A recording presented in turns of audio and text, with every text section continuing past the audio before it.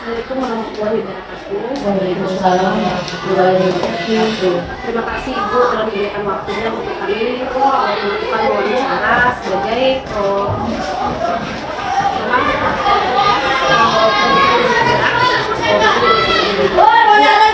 beberapa hal yang ini keputusan. Nah, yang pertama Bu, selama ini kan banyak masalah yang kita hadapi ya Bu ya, baik dalam diri kita atau kehidupan moral.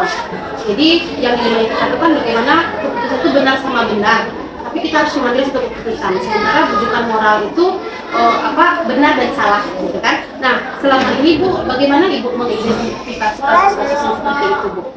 Jadi kalau ada suatu permasalahan, dua permasalahan itu benar, misalnya anak itu dia hebat di bidang voli, pemain voli, sementara di akademik nggak lucu lah dulu, kan itu dua-duanya. Kalau untuk mereka bisa nih. Nah, di dalam mengamati ini kan tentu kena ya keputusan terkait dengan awal harus menyadari bahwa seorang anak makhluk Allah ini mempunyai 9 kecerdasan jiwa.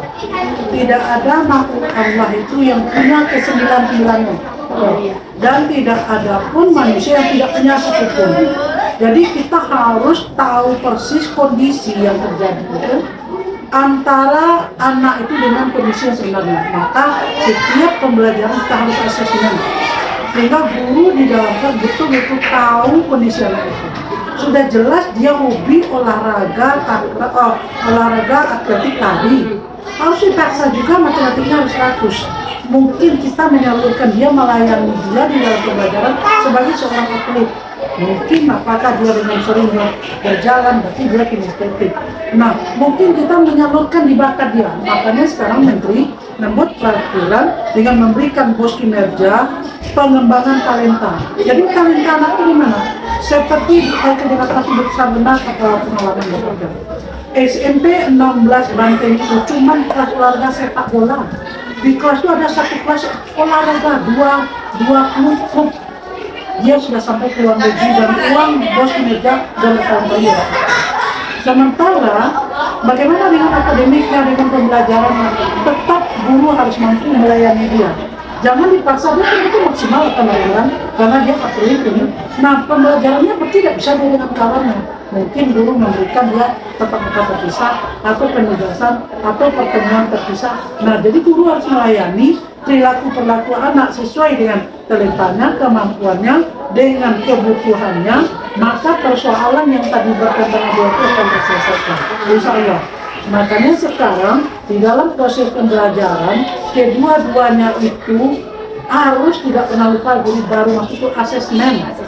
Tahu anak itu di dalam kelas itu 30 berapa kriteria yang ada di situ. Kurang-kurangnya kinestetik dia atau audio kah dia di situ atau visual kah dia. Minimal 3 itu. Tapi yang paling tidak kita tahu sudah jelas mau mengajarkan bahasa Indonesia. Kita tidak tahu ternyata dia tidak pandai baca. Setelah asesmen, kemudian guru betul-betul melaksanakan penilaian autentik. Jadi belum kepala sekolah mengambil keputusan, ada data dari guru. Karena kepala sekolah kan nggak masuk kelas. Ada data yang angkat dari guru, wali kelas, BK harus aktif. Dan BK tahu persis. BK ini kan bukan menyelesaikan masalah. BK itu adalah melayani anak 150 orang paling kurang. Termasuk anak yang minta, jangan dikira anak minta tidak ada masalah. Bukan hanya anak yang bodoh, anak yang bertemu, itu sudah jelas. Makanya anak jangan sampai takut ke ruang kita. Begitu juga wali kelas. Kalau kita semua berfungsi, guru berfungsi, wali kelas berfungsi, waktu ditunjuk, maka kepala sekolah akan mengambil keputusan itu dengan gampang. Jadi keputusan itu harus kita cari bersama-sama. Setelah yang kedua, tadi yang pertama asesmen, yang kedua itu tadi adalah data dari data siswa harus diumpulkan. Kemudian yang ketiga jangan lupa refleksi. Siapapun guru setelah mengajar tanya karena gak usah banyak-banyak. Nah, hari ini apa yang kamu sudah mengerti? Apa yang belum mengerti? Kira-kira apa yang perlu ibu tambahkan? Ibu kurangkan. Nah, jangan kita terus namanya tidak ada pengaruh dengan nilai. Tolong cuy. Dan membiasakan kawan itu kalau besok dia ngomong saya mengajar apa sih yang kurang lagi, maka persoalan-persoalan itu terjadi. Bagaimana itu masih ada anak kita yang tinggal. Nah, itu berarti memang benar-benar sudah di luar jangkauan kita, karena Allah mengatakan jika manusia tidak lagi mendengar kata manusia lain, tunggu azab yang bakti. Jadi kita punya keterbatasan, tapi kita sudah maksimal melakukan hal itu. Sudah dipanggil orang tuanya, sudah tahu persis dia, mungkin urusannya masalah keluarga dan kita tidak bisa menyelesaikan. Di dalam Undang-Undang Permendikbud ada jelaskan bahwa sekolah atau satuan pendidikan jika tidak mampu mengelola itu dengan prosedurnya, maka itu adalah perlindungan perempuan yang punya wewenang. Jadi seluruhnya itu sudah ada diatur oleh pemerintah. Makanya dengan sekarang Menteri membuat peraturan sekarang tidak ada juara, tidak ada nilai, karena memang semua juara. Dia akan jadi olahragawan, dia akan jadi contoh di kami keluarga matematik. Disuruh juga dia wajar PKN, disuruh, tapi bukan mengharapkan maksimal. Yang penting dia tahu. Dia atlet, dia harus belajar matematika. Besok gajinya dolar, dia tidak penting hitung. Nah, jadi seluruhnya harus belajar. Di situ letak perlunya kita yang dikatakan orang istilah satu diferensiasi. Jadi Allah memahami anak itu, kita memahami anak itu pelayanannya kemana. Begitu juga dengan dahulu olahraga, senian tidak ada anak yang tidak suka. Tapi sekarang apa kejadian? Bertemu di olahraga, anak-anakmu menggari, kamu bergerak. Karena di zamannya sekarang tidak perlu bergerak.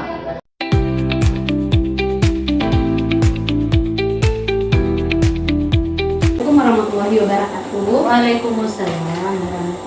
Makasih Ustazah Ira, kangen silaturahmi ke sini lagi. Makasih atas waktunya memenuhi tugas pendidikan guru penggerak daerah itu dalam modul 3.1 tentang pengambilan keputusan ZAH. Perkenalkan saya Dila dari SMP Negeri 2 Bukit Tinggi. Terima kasih kepada Ustazah dari SMP Islam Al-Islam telah memberi ruang dan waktu kepada kami untuk berbagi dan sedikit ada tanya jawab ya Zah ya. Begini Zah, selama ini kan Zah kita bagaimana Ustazah di dalam kepemimpinan kepala sekolah ini mengidentifikasi kasus-kasus yang merupakan dilema etika dan kehidupan moral Zah. Dimana dilema etika itu kan suatu mengambil dua keputusan yang sama-sama benar, cuman harus mengambil satu gitu. Nah, sementara rujukan etika itu antara benar dan salah. Nah, jadi cuman kita tidak bisa menolak gitu lah, karena ada rujukan. Sebenarnya kita tahu itu antara benar dan salah. Nah, jadi mungkin bagaimana cara bagaimana Ustazah mengidentifikasi kasus-kasus untuk mengambil keputusan seperti itu? Andaikan terjadi dilema etika, apa namanya tadi? Dilema etika dan rujukan moral. Kalau di sekolah atau selama ini, kami lebih memfokuskan kepada yang pertama menganalisis dulu manfaat dan mudaratnya kasus tersebut. Kemudian yang kedua, lebih berorientasi kepada kepentingan siswa. Andaikan itu membuat siswa lebih bagus, nah itu yang kami lakukan. Tapi andaikan itu membuat siswa dalam segi apapun ya Zahira, pokoknya semuanya yang tentang siswa dalam membangun religi, kognitif, keterampilan segala macamnya. Andaikan itu manfaat besar bagi siswa kita, maka itu yang kami ambil dengan memberikan kepada dua kasus tersebut menjelaskan mengapa A yang kita pilih, mengapa B yang belum kita pilih, mungkin B untuk kesempatan berikutnya. Selama ini ya Bu ya, bagaimana Ibu menjalankan pengambilan keputusan di sekolah ini ya Bu ya, terutama untuk kasus-kasus di mana ada dua kepentingan yang sama-sama benar dan sama-sama mengandung nilai kebajikan gitu. Itu sama-sama penting memutuskan gitu kan. Kalau untuk hal seperti itu tentu kami pribadi akan punya dulu. Yang kedua kami bawa kepada teamwork SMP Islam Al-Islam. Yang ketiga juga mungkin ada beberapa guru senior yang bisa kami mintai sumbang pikiran beliau. Jadi setelah kami punya, kami analisis, kami diskusikan melalui teamwork. Saya sebagai kepala sekolah, tentu dari masukan-masukan teamwork, wakil dan segala macamnya, ini akan lebih membawa dampak yang begitu luar biasa. Karena kalau sudah kita diskusikan, pasti kita semuanya menyetujui terhadap keputusan tersebut. Bekerja sama ada kolaborasi ya Dah ya. Iya. Ini juga ada termasuk dari langkah-langkah apa yang akan Ibu lakukan untuk prosedur dalam penanganan kasusnya ya Bu ya. Iya. Selanjutnya Bu Dila. Oke, Zaira berarti udah tergambar langsung langkah-langkah pengambilannya kan. Intinya berkolaborasi dan bekerja sama dengan stakeholder yang mendukung. Lalu Zah, hal-hal apa saja yang selama ini Ustazah anggap efektif dalam pengambilan keputusan dalam kasus dilema etika nih Zah? Karena dilema etika ini kan bisa kelompok dengan kelompok, mungkin kepentingan siswa jadi berarti kelompok ya Zah ya. Kan ada juga yang kelompok dengan individu gitu. Mbak Azah mengambil. Andaikan ada sesuatu keputusan yang harus kami ambil selama ini, misalnya dalam sebuah kegiatan ya atau apapun itu, yang pertama kami lihat dulu SDM gurunya siap nggak. Yang kedua cocok nggak dengan siswa kita. Yang ketiga waktunya bisa nggak. Yang keempat sarana prasarana atau fasilitas bisa nggak. Setelah kami kaji semuanya itu baru kami dealkan. Jadi salah satu mana yang paling kita ambil yang terbaiknya ya. Jadi semuanya sudah siap. SDM-nya, siswa juga butuh, sarana prasarana ada, waktu juga ada, apa salahnya kita gunakan. Benar Bu. Lalu Bu, untuk hal-hal apa saja gitu Bu selama ini yang merupakan tantangan dalam mengambil keputusan dalam kasus-kasus dilema yang Ibu hadapi gitu di dalam dilema etika? Sepanjang ini tantangannya hanya mungkin dari segi waktu, Bu. Tapi kalau dari segi karena kita sudah tetapkan dulu SDM kita mampu atau enggak, sarananya ada, berarti kan kita sudah siap itu. Nah itu tantangannya biasanya dari segi waktu, karena kita belajarnya kode dari pagi sampai asar. Nah, kalau untuk hal-hal lainnya rasanya tantangannya tidak ada, karena kami diskusikan kembali dengan bersangkutan, dengan yang SDM-nya ada, oke nak kita laksanakan. Kalau oke, mari kita maju. Tapi kalau masih banyak ragu, kita cancel dulu mungkin dari waktu. Bagus kolaborasinya ya. Lalu Zah, ada kan permasalahan tuh banyak ya Zah ya. Dilema etika tuh pastilah kalau nggak dengan orang tua, dengan siswa, dengan guru, pegawai, pokoknya pasti konflik ya Zah ya. Biasanya Ustazah punya jadwal-jadwal tertentu nggak? Apakah dikumpulkan beberapa masalah dulu atau bagaimana penanganannya itu? Yang namanya di sekolah pasti ada Zah. Ada terjadwal, ada yang tidak. Nah untuk yang tidak ini, apapun itu sifatnya, konfliknya apakah dengan orang tua, guru dan segala macam, tentu pelayanan kita nomor satu. Andaikan orang bermasalah, kita sambut dengan senyuman, mungkin masalahnya sudah agak sedikit mereda ya Zah. Mungkin Zadila juga sudah merasakan sini. Yang kedua, ada masalah memang terjadwal, maksudnya refleksi, kegiatan pombel, kegiatan ekskul, kegiatan praunakasa, kegiatan ibadah harian, itu kami punya jadwal tersendiri. Ada yang 2 kali sebulan, ada yang 1 kali sebulan. Nah, kemarin anak kita begini-begini, bagaimana kok begini-begini, berikutnya bagaimana bagusnya. Nah, jadi ada yang mendadak, ada yang terpotong. Berarti setiap permasalahan itu ada refleksinya dari ditangani pada kasus hari dan jadwal khususnya ya.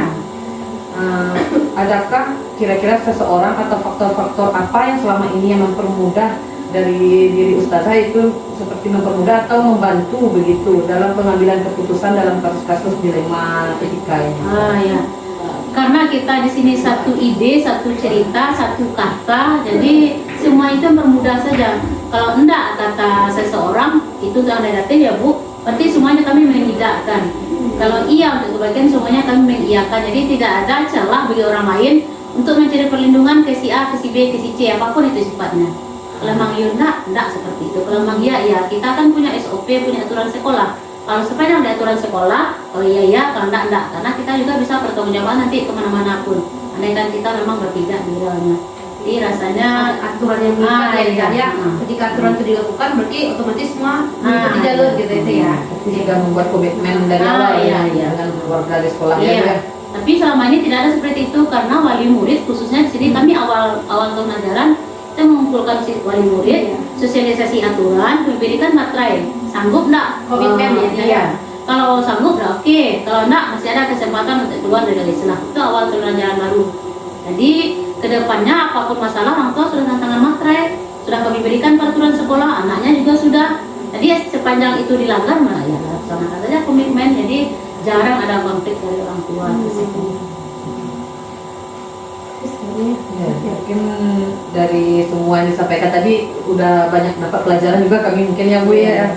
Jadi dari yang Ibu sampaikan tadi, kira-kira pembelajaran apa yang dapat Ibu petik atau pengalaman yang Ibu ambil dari keputusan, kayak refleksi kita lah gitu. Iya, yang pertama pembelajaran yang luar biasanya, setiap warga SMP Islam di sini niatnya baik, cuman cara penyampaian itu kadang beda-beda. Jadi cara penyampaian versi guru itu dengan latar belakang yang berbeda, itu membuat kita memperkaya kepribadian kita. Oh, orangnya seperti ini, oh ini seperti ini orangnya. Namanya kita yang tua dan kepala sekolah, tentu kita berbuat yang standar saja, tidak ada yang dekat ke si A, dekat ke si B. Pasti niat guru semuanya baik, jadi mengakomodir itu hal yang luar biasa bagi kami. Mengayomi Seperti apa lah ya Bu ya, seperti kita gurunya Bu ya. Iya. Anak didik kita ini berbeda-beda karakternya, iya. tentu kita harus bisa memahami. Kalau kami pribadi di sini, guru-guru sini kami bawakan ke anak kandung pribadi. Jadi kami berbicara itu bukan seperti ke guru, tapi seperti ke anak kandung. Karena sebagian mereka juga manggil kami dengan mande, dengan emak, di sini macam-macam. Jadi jarang kami posisikan kami kepala sekolah. Ini yang di sini anak semuanya. Karena kebetulan usia mereka masih di usia anak saya semuanya. Jadi memang berbicara ke anak, ya bagaimana lagi berbicara ke anak. Jadi plong mereka pun plong, kami juga plong. Baik Zahira, terima kasih banyak waktunya Za. Sudah komplit semua ya Bu Nadia ya, dari apa yang ingin kami ambil dari pengambilan keputusan itu Za. Luar biasa, dapat ilmu baru lagi ya Nadia ya. Kita belajar. Atas waktunya, sangat-sangat bermanfaat bagi kami dan sangat banyak pelajaran yang kami petik. Intinya komitmen, kolaborasi dan kerjasama ya Za, dan taat pada aturan yang telah dijalankan, itu intinya. Jadi kalau ada aturan, ada garis lurusnya, mau melenceng, kembali. Rahmat, berkah dan sukses selalu. Amin, terima kasih banyak Bu. Terima kasih Zahira. Ya, terima